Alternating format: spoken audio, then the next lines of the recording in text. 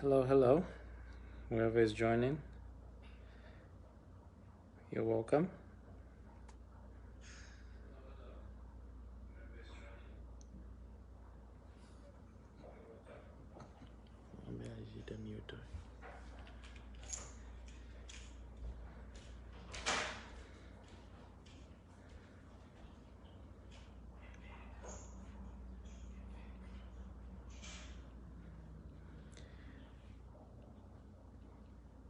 Yeah, so anybody who's joining, welcome. Today we're going to talk about, like I posted on my earlier post, that we're going to be talking about um, Bill 10 and just a rough conversation about, the arrest of Chellah Tukuta. So today I'll spend a few minutes talking about Bill 10 because there's quite a lot of things to talk about. But firstly, I would say please join in and like the page, and also you can share this video so that people can know what we're about to talk about.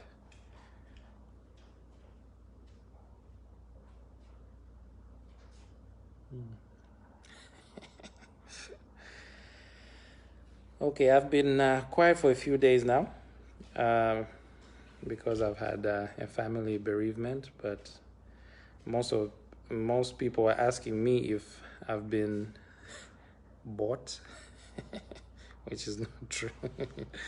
I've not been bought by anybody, and I'm not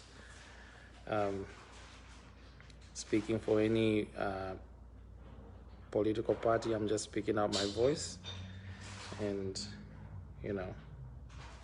so okay, we're gonna get started anyway. Whoever joins, you can share this live video so more people can tune in. So I'm gonna start with the arrest of Chellah Tukuta. Rumor has it that he's been released. Other stories are coming out that he's been charged. We can't be so sure as that now, but all we know is yesterday he was incarcerated, which is sad and unfortunate that these things are purely happening in our country. I don't know where our country is going, but on a serious note, it's really sad that people are going through such situations when they're trying to speak for the youth, they're trying to speak for the nation, they're trying to speak for the voiceless. So the best I can say with the issue of Chellah is that as youth, these are things that we need to wake up and just realize that, we can't be hushed. How many are they gonna arrest? They're gonna arrest Chellah today, they're gonna arrest somebody else tomorrow, they're gonna arrest anybody out there speaking, but they can't arrest everybody. They know as well that they cannot arrest everybody. They cannot arrest everybody who speaks out. So you have to, you don't have to be intimidated at all. You don't have to. It's your right to speak. It's graded under the Constitution that you have the right to speak, so long you're doing it under the confines of the law. For whoever is joining, hi Tendai, Atuoti Mogweso. Hey bro, Tuchula, how are you? Yeah, please share this live video so we can have more viewers. Yeah, like I was saying, it's very unfortunate. Also, you can throw comments if you have any.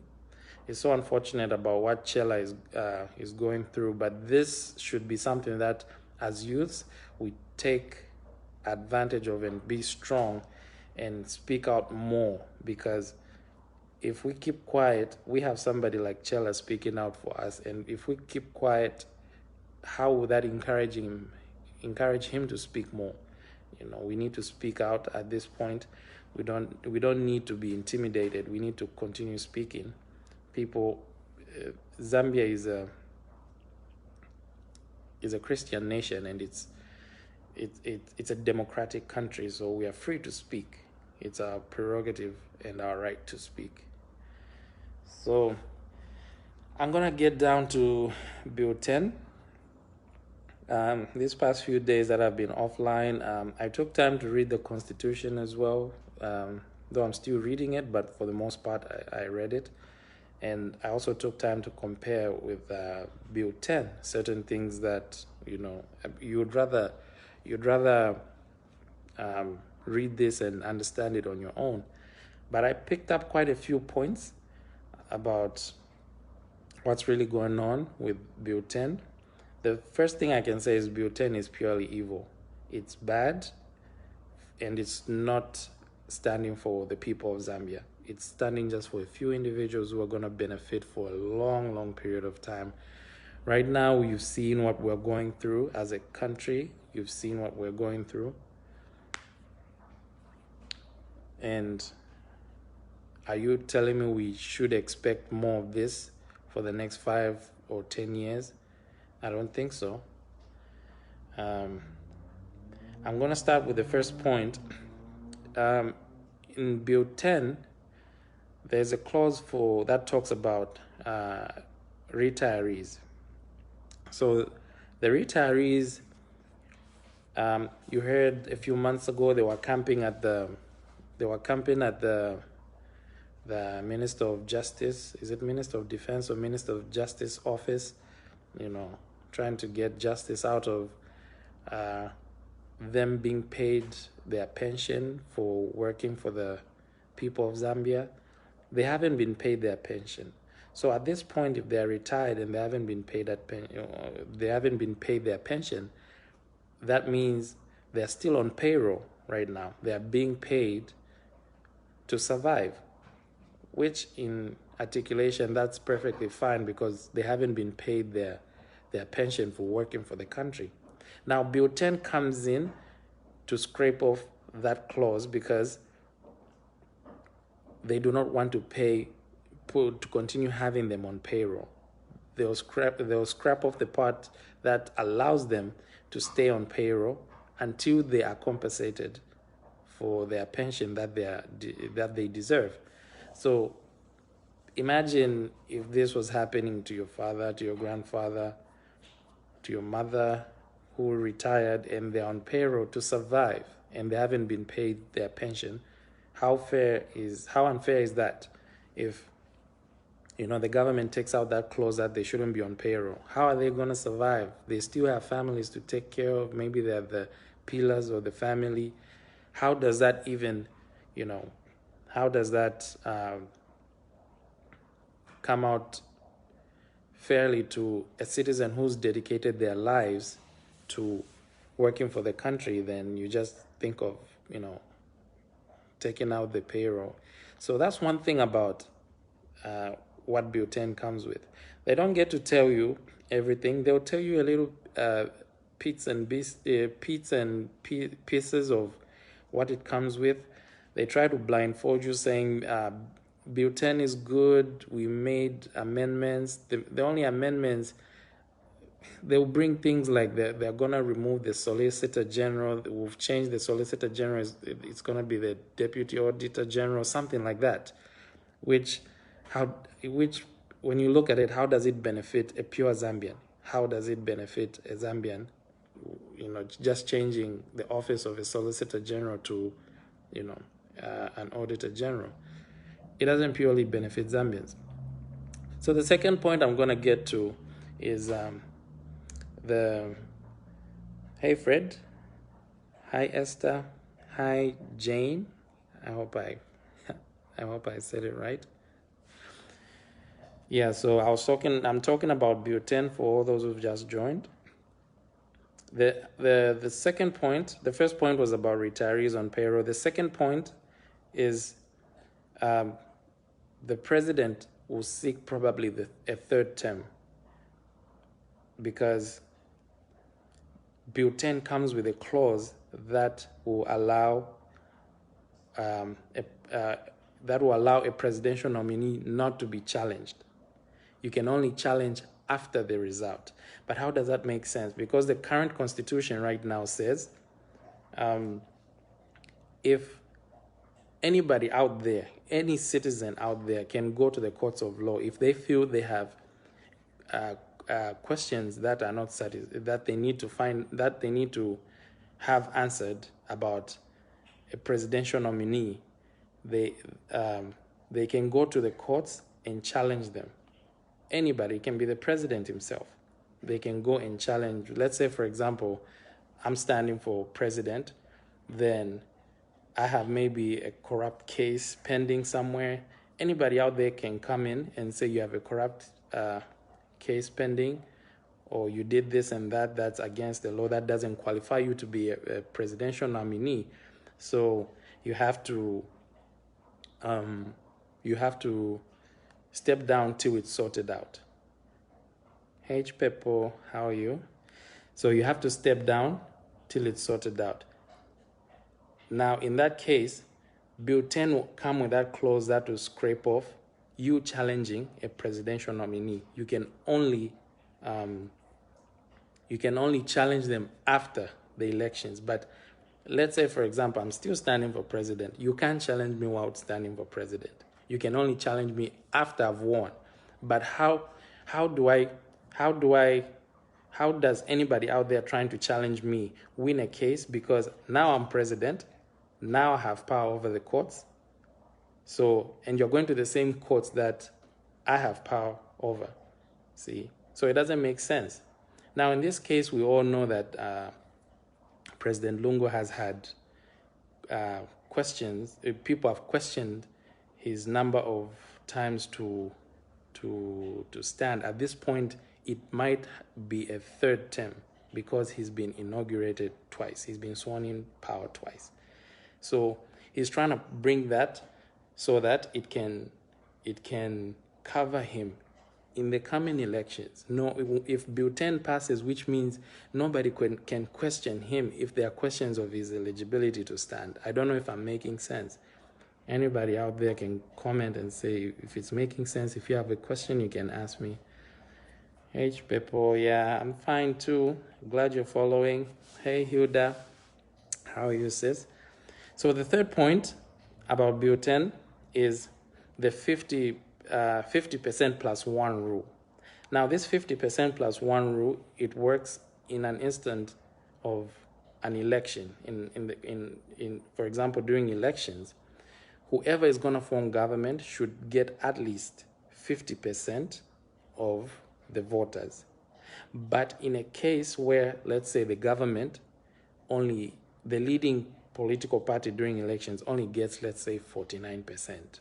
Let's say the PF gets 49%. So they can go to these small political parties or surrogate parties that may have scooped maybe 1% or 2% of people that voted for them. They can make a coalition government with them so that they can make that 50%.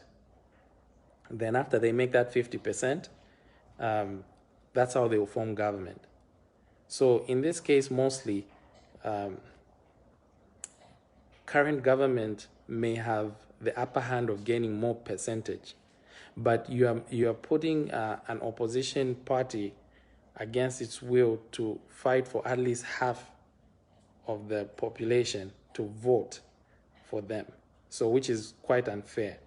So the coalition government rule of 50% plus one is going to run against most political parties. Some of them are still just growing, so they may not hit 50% just yet. They are not as big as, maybe what the current government has as percentage. So that's already another unfair part. The fourth point I'm going to talk about is creating constituencies. Currently, hey Esnet, currently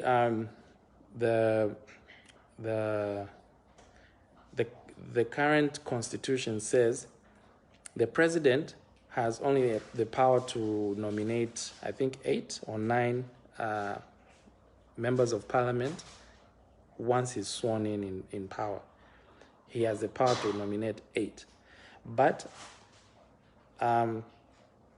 what Bill 10 does at this point is it may allow the president to even nominate more than that number. It can even be 100 more MPs. So how does that happen? In the Constitution right now, there's a part called, there's a delimitation process. This delimitation process, first of all, for a president to maybe make more constituencies that will have MPs, they have to amend the Constitution. That's the first thing. They have to amend the Constitution. And amending the Constitution needs 2/3 of MPs in the parliament. Right now, the parliament should have over, I think, 100 and something. I need to check that. But right now, PF has about 85 or 89 MPs in parliament. UPND has about 62. Then we have about 16 MPs, 16 MPs as independents. So to get 2/3, you need about 110 or 111 MPs to support that movement. Now, PF only has 89, if not 85. Somewhere around there, 86, 87. They only have that number. So for them to put something in motion in the parliament, they need about 110, which means they have to get all the 16 independent MPs and part of UPND MPs as well. So now they are finding problems with that. So what Bill 10 comes in to do is it scraps off, there's what they call the delimitation exercise. The delimitation exercise is what prompts to amend the Constitution. It's like a starter that prompts to amend the Constitution. So amending the Constitution will allow them to choose the number of MPs. So guess what maybe the current government can do? They can take, for example, they can, if let's say their stronghold is maybe Muchinga province, so they can go maybe in a town in Muchinga, they can go in a town in Muchinga, or let's say even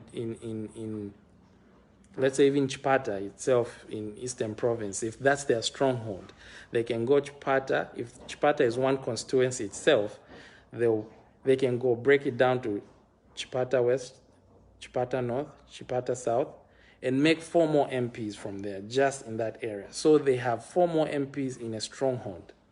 So they can gain more numbers. The president can just wake up. If the Bill 10 passes, which means the president can just wake up and say, hey,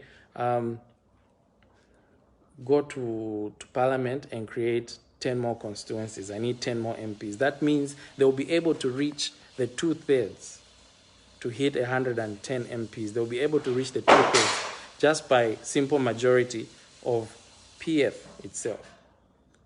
I don't know if that's making sense. So, hey Kate, how are you? So, Bill 10 can allow the president to have more MPs, which can give them the majority of hitting the 2/3 in the Constitution. So now they can't do that because to have more MPs, you now have to amend the whole Constitution, which is not so easy. So now Bill 10 will remove that constitutional statute of amending the Constitution. The choosing of MPs is protected by the Constitution. So Bill 10 will scrap that off and make it ordinary. Then they can just go in Parliament just by simple majority. And right now, simple majority is PF because they have more MPs in Parliament. Just by simple majority choosing, just by simple majority, then guess what? They have more MPs chosen, which is unfair. And that would mean the president can just wake up again and say, okay, I want to rule for another 10 years, go debate it in Parliament and bring results. Now they have more MPs who are going to, support that. So Bill 10 is really bad. It can actually make PF rule forever if people didn't realize that. So on the next point again is Electoral Commission of Zambia, the ECZ. What Bill 10 will do, right now the current constitution allows ECZ to take control of anything concerning elections. Talk about rigging, talk about violence, talk about, if, like I said earlier on, if a president is questioned about their qualifications to stand, the ECZ has the power to cancel the elections or even change the date. But they should ensure that the issue of the questioned presidential nominee should be sorted out, and within 30 days of the actual date of elections, they can have the elections again. But the ECZ has power to cancel or extend the date. Now, the Bill 10 right now compromises them by reducing their powers. They can only sort out minor issues, like maybe just, how can I say, minor issues, maybe just, let's say maybe someone canceled chose like in between two candidates, maybe just a wasted ballot. Those are the ballot paper. Those are things that the ECZ can do, just minor issues like that. And this issue of rigging, the violence, the government itself is the one that's going to take charge of it. So that's already going to be biased, because the government is going to do everything in their power to stay or have something to their advantage. The other point is human rights actually. So human rights, when it comes to the people of Zambia, right now the Human Rights Commission can actually question the government or challenge the government if the government is doing things against humanity. You know, like the way they're infringing the rights of speech right now. The Human Rights Commission has the power to question the government why they are doing that. But in this case, Bill 10 is going to scrape off that. They are going to compromise the Human Rights Commission. So the Human Rights Commission cannot question the government if they are doing crimes against humanity and all that. The Human Rights Commission cannot question the government, which is unfortunate, you know. So all those things are playing to the part of Bill 10. These are things that they don't tell you. They just say Bill 10 is good, and they say, oh, we've amended Bill 10, but they don't do much, you know. The other point is the regulation of printing money. So right now, the Bank of Zambia is the one that regulates the printing of money. They oversee that, the Bank of Zambia. But now what Bill 10 would do to that is they also compromise the Bank of Zambia. The cabinet of the government, of the executive cabinet, is the one that will be responsible to oversee the printing of money. So guess what? They will print out a lot of money. Then during by-elections or election period, they will have enough money to give out to people, maybe to buy chitenge or just for campaigns and stuff like that. Now, which government controls the printing of money? When you have Bank of Zambia, that has done that for all these years.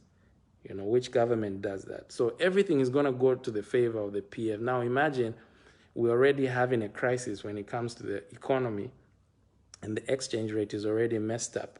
So how does the government have control of printing money now? Won't the economy go down because they'll be printing money for the wrong reasons? The money won't be in circulation. The money will just be around certain people, you know. So the other point is when it comes to borrowing of loans, the Bill 10 will actually allow the government to borrow money or go take a loan without approval from Parliament. They already did that when it came to the Eurobond. They just went to borrow money. They didn't seek for approval from the Parliament. Now look at where we are at this point. So they want to bring that clause of protecting them when, let's say, for example, next year they start questioning them why they did that without approval of Parliament. So if they bring that, which means they'll be protected. They'll be protected by the Bill 10 saying that we are actually allowed to borrow money without permission from Parliament. Now they know in Parliament it's not so easy. That's why they borrowed money. They got billions of dollars without good monitoring of the money and how it's been spent. That's why now we are in debt. Money has been misappropriated, Money has been used the wrong way. They use money on investments that do not reinvest back. They use money on investments that take away money. So, which is unfortunate at this point. So, the Bill 10 allows the government to borrow without approval from Parliament, which is very outrageous, because you need control. You need control of how these finances are being released. So that means everything will just be run by the government. The last point, which is just part of the things that I noticed, I'm sure there's much more, and a lot of people are going to talk about it as well, is about the chiefs. They want Bill 10 will scrape off the ability of chiefs being chosen all around the country. What Bill 10 will do is the government is just going to select 4 chiefs, only 4, that are going to appoint chiefs from all over the country. Now, does it make sense? A chief from Chipata is different from a chief in Western Province. And how these chiefs are selected, they have different procedures on how they do it. Some chiefs have chieftainesses, some chiefdoms, they have chieftainesses. Some of them, they have chiefs themselves, male figures. So their mode of choosing chiefs is totally different with how another person or another chiefdom chooses a chief. Now the government only wants to select 4, and the government is the one selecting these 4 who are going to choose chiefs all around the country. How does that even make sense? A chief in Southern Province is the one choosing a chief in Kasama. How does that even work? So all that is going to play to the advantage of the government, which is very unfortunate. Very, very unfortunate. So people really need to wake up. Bill 10 is really evil. It's bad. It's bad. Once we sleep off it and it passes, unfortunately, there's nothing much we can do as youth. All we can do is just continue talking and speaking, but the hands are in the MPs in Parliament. Right now, Bill 10 needs 2/3 to be heard in Parliament. It needs 2/3, and the Parliament didn't even give them that chance to even hear the Bill 10. But guess what? We're still hearing about Bill 10. They're still pushing. Why? Because there's also another clause to say once Parliament agrees to have a debate about Bill 10, then you just need a simple majority to amend what is being talked about in that bill. So now government is coming in from the side saying, okay, let's sit down and table it down in Parliament, and by simple majority, if we need to amend Bill 10, we can take out this clause by simple majority. But they forget that they didn't even pass through the process of having the 2/3 just to sit down and talk about Bill 10. They didn't go through that process. They just forced it through them. See?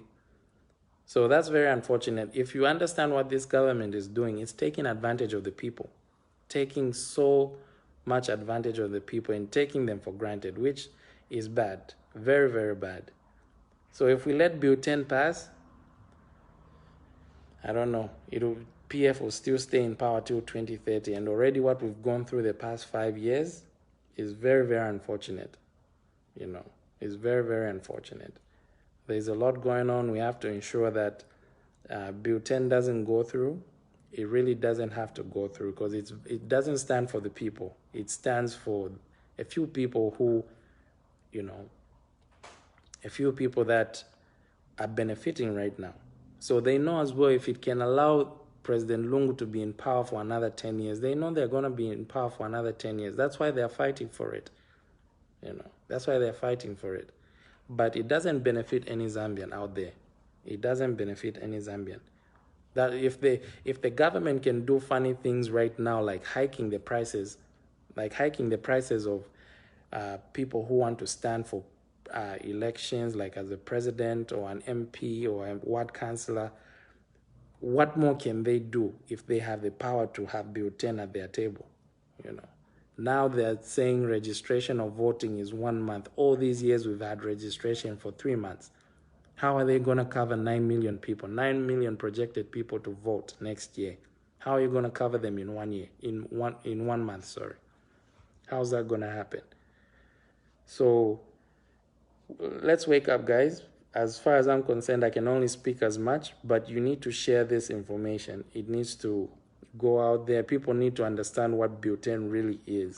It's really bad. It's really bad.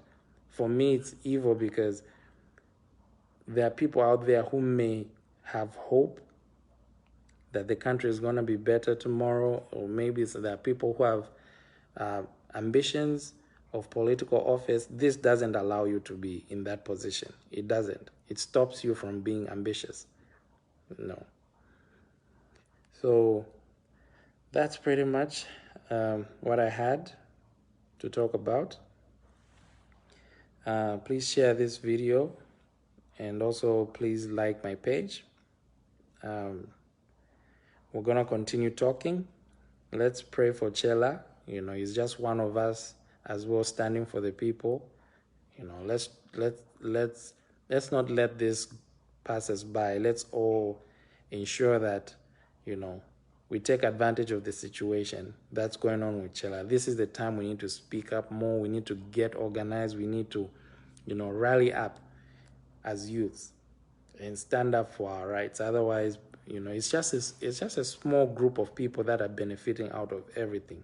The massive crowds and large populations of the country are suffering, which is very unfortunate. And they really don't care about us. They don't. So I've said much.